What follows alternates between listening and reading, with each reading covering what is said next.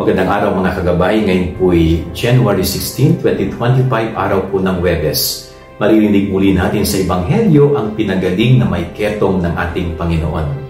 At napakaganda po itong tagpo na ito, no? Itong taong itinaboy ng lipunan, lumapit kay Jesus at ibinalik niya ang kanyang dignidad bilang tao.